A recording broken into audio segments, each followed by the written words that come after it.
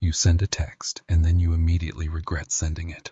Not because it was a bad text, but because somewhere in the back of your head, a voice goes, "They're probably annoyed you messaged them. They're probably busy. You're probably too much." Worst part? You can't even explain why you feel that way. The person didn't do anything. They didn't say anything, but that feeling is there, sitting in your chest like it belongs there. If that's happened to you, this video is basically about you, because that feeling has a name. And once you understand where it actually comes from, it stops having as much power over you. Point 1, it's not a personality flaw. It started as a lesson. Here's what most people get wrong about this.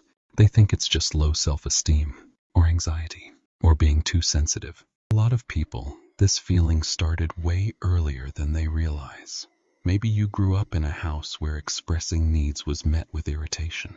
Or maybe you had a parent who was emotionally unavailable, and as a kid you learned pretty quickly that asking for attention caused tension. So you stopped asking, and you started shrinking. Or maybe it wasn't even that dramatic. Maybe it was just small moments.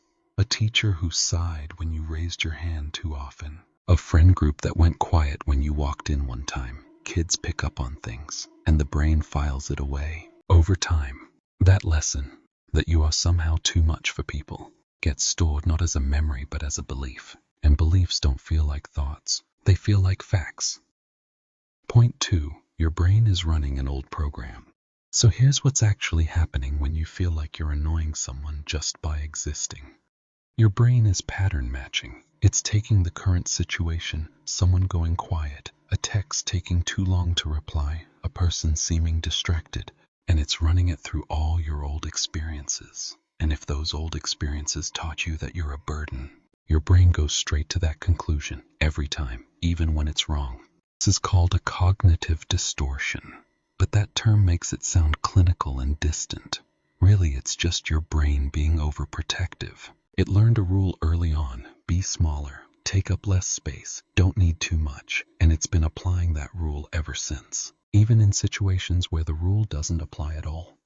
So when your friend takes 3 hours to reply, it's not that you're annoying, it's that your brain has a filed under evidence folder, and it keeps adding things to it without checking if they're actually relevant. Point 3, the shrinking it causes. And here's where it starts to actually cost you something. Because when you believe you're too much, you start making yourself less.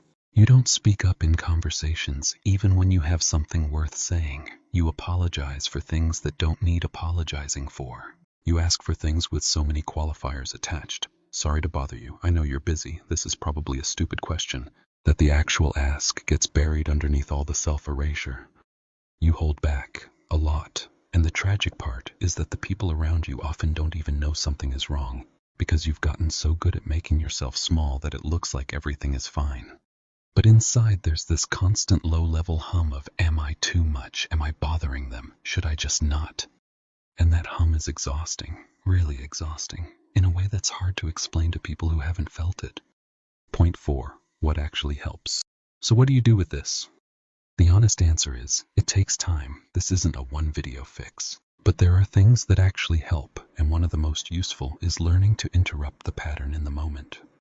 When you feel that spike of, I'm probably annoying them, the instinct is to pull back, to unsend if you could, to apologize preemptively. But what actually helps is pausing and asking one simple question. Do I have actual evidence of this? Not just a feeling, actual evidence. Because most of the time, the answer is no, you don't. The evidence your brain is using is old. It's from a different person, a different time, a different situation entirely. And the person in front of you right now hasn't given you any real reason to believe they're annoyed. Your brain just defaulted to the old conclusion because that's what it knows. The second thing that helps, and this one's harder, is letting yourself take up space on purpose, even in small ways. Sending the text without the sorry, asking the question without the disclaimer, staying in the conversation instead of quietly excusing yourself. Every time you do that and nothing bad happens, you're slowly filing new evidence into that folder. Evidence that says, actually, I'm okay to be around. Point 5, you learned this, which means you can unlearn it. Here's the thing that matters most about all of this. You were not born feeling like a burden. No kid comes into the world thinking they're too much. experiences, through people, through situations that taught you that needing things was somehow wrong or inconvenient. But things that get built can be rebuilt, slowly, imperfectly, with a lot of backsliding, but they can shift. And the first shift is just understanding that this feeling is not the truth about you. It's a story your brain learned to tell. A really convincing one, sure, but a story, not a fact.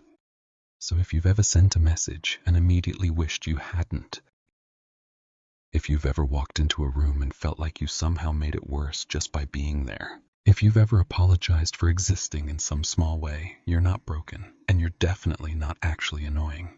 You're just someone whose brain learned the wrong lesson somewhere along the way, and that's something that can change.